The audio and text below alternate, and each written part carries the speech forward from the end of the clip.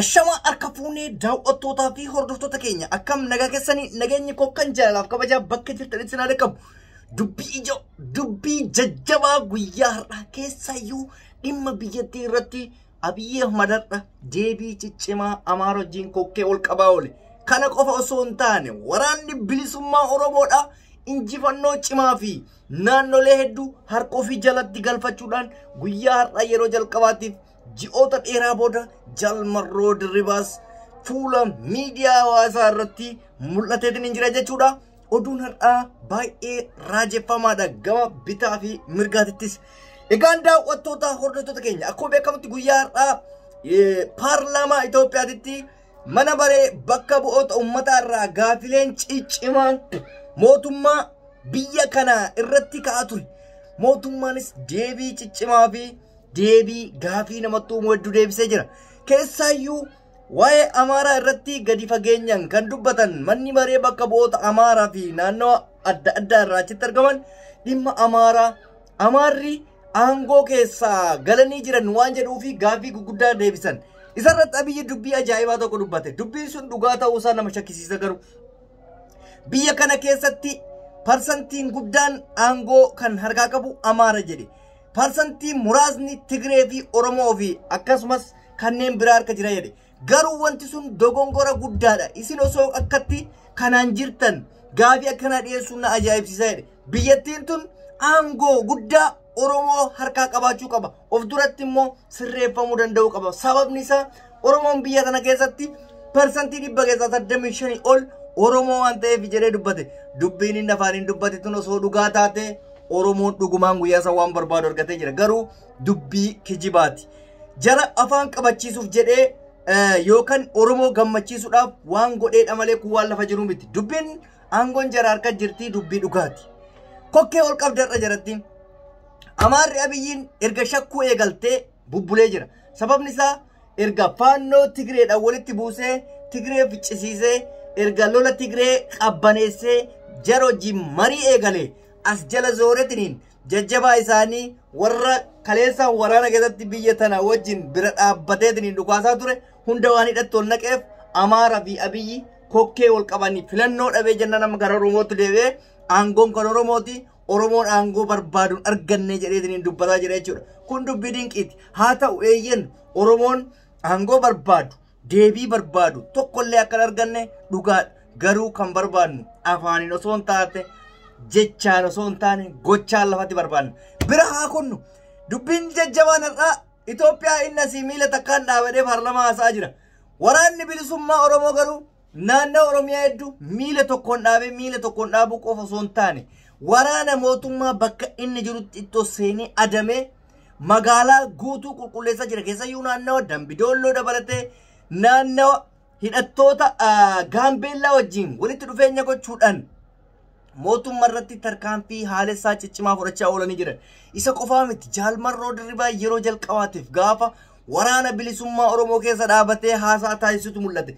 Waraanni bilisummaa Oromoo kan kaleessa kumaata 100 lakkaa'amu amma kumaatamatti ol hiqeetiniin baay'inaan humna isaa oofaa jira jechuudha. Guyyaa irraa yoo xiqqaate naannoo adda addaatti uummanni nagaa akka mana isaatii gadi hin baane erga labsii godheen boodatti dhukaasa gurguddaa ganamarraa hanga ammaatti adeemsifamaa jiruun humnoota mootummaa tika mootummaa hedduu tarkaanfii irratti fudhatuudhaan kaan biyyatti dabalee kaan booji'ee jira. Kana qofaa miti hidhamtoota siyaasaa warra ta'e Oromoota yoo xiqqaate namoota 200 ol mana hidhaa keessaa guyyaa har'aa qofatti gadhiisee jira jechuudha. Waan isin ajaa'ibu kan waraanni bilisummaa Oromoo hidhamtoota siyaasaa Oromoodha mana hidhaa keessaa gayyaase biltsiginnaan akka waan ofii gadhiifte dhiifama goone fi nama 360 guyyaa har'aa warra hidhame gadhiifnee jirraa jedhanii dubbatan. Dubbiin kokkee wal qabdee jirti. Amma laal sa'aatiin amma yeroon nuti kaleessallee warra agartee waraanatii fi warra piizaa fi beergarii Finfinnee keessa taa'ee nyaatu waladda akka ta'e dubbannee turre. Waraanni bilisummaa Oromoo har'a miti durillee of durallee gachana saba kanaaf jedheen bosona gale. Sii galee warri siyaasaa warri aangoo irra taa'u garuu akkasumas warri hooggantoota of godhanii ummata ajajuudhaaf waan baay'ee godhan bu'aa isaanii hunda arginee jirra. Yeroo ammaa kanatti kan nu barbaachisu akkuma isin hin jenne Jaalmarroo fi woboodhaan kan hoogganu jechuudha. Akkasuma Jawaar jara kana lamaantu nu barbaachisa. Kan isaan irraa hafe ummata Oromoo kutaa walitti buustee gandaan walitti buustee amantii walitti buustee kun kiyyaa kun keetii anasii beekaa anasii caalaa warra jedhu malee warra bu'aa qabu tokkollee hin argine jechuudha. Mootummaan haala hamaa haala sodaa cimaa kana keessa galee jira jechuudha. Keessayyuu naannoon Oromiyaa guututti to'atame yoo jennee hin danda'ama. Sababni waraana biyya takkaa waraanni bilisummaa Oromoo adamsee mana manaa gadi guuree bakka isaan jiranitti qabee kaan immoo tarkaanfii haalessaa irratti fudhachaa jiraachuun waan nama gammachiisudha. Guyyaa har'aa guutuun biyyattii oolman biyyattii waa'ee wobootii fi waa'ee wobootiin guutan bakka deemame maratti waraana bilisummaa Oromootu mul'ata. Dhaamsi isaan qaban irra deddeebiidhaan garuu ummanni keenya dhukaasni yeroo dhagahamutti sababa nuti qaama hidhateetti tarkaanfii fudhannuuf san keessa rakkoon isin mudachuu waan danda'uuf gama alaatti akka gadi hin baane iddoo adda addaa sochii yeroo muraasaaf akka dhaaban dhaamsa dabarsanii jiran. Dhaamsa kana ummanni biyyaa yoo dhageessan hojiirra akka oolchitan isin gaafan. Sababni isaa rasaasni walitti darbatamu jidduutti yoo isinitti dhufe isin miidhuu fi lubbuu keessan dhabamsiisuu waan danda'u booda waraanni bilisummaa akkana nu godhe isaan tokkas nu godhe osoo ani waan balleessan nan ajjeefne akka hin dhufneef yeroodhaan sochii yeroodhaaf akka dhaaban keessayyuu lixaa dabalatee naannoo adda addaatti dhaamsa dhaabanii jiru. Gaambeellaa wajjin humna bilisa baasaa ummata Gaambeellaa kanuma akka wobootitti hidhatee bosona jiru wajjin waliigalteen isaan godhan kan akkamiiti? Erga waliigaltee godhan immoo tarkaanfii mootummaarra fudhatan kan akkamiiti kan jedhutti deemna. Har'a yoo argitanii jiraattan ummata Gaambeellaa hidhattoota Gaambeellaa wajjin waliigaltee godhaniin jechuudha. Tarkaanfii ciccimaatu fudhatame. Gaambeellanis akkuma ummata Oromoo gabrummaa jala jiran gabrummaa kana ofirraa faccisuudhaaf humna hidhatee bosona jiru kophaa isaa kan mootummaan adamu jechuudha qaba jechuudha. Humni suni humna Oromoo wajjin walitti dabalamee gaafa mootummatti darbatamu mootummatti humna jalaa dha'ee jira. Mootummaan asii paarlamaa keessatti waa'ee qaala'insa jireenyaa waa'ee aangoo irraa dubbata. Woboon immoo har'aas hojii cimaa hojjechaa jira jechuudha. Kanaaf ummanni Oromoodha baay'ee of qopheessuu qaba gara hundattuu. Qabsoo karaa nagaatiif of qopheessuu qaba. Qabsoo karaa hidhannootiif of qopheessuu qaba.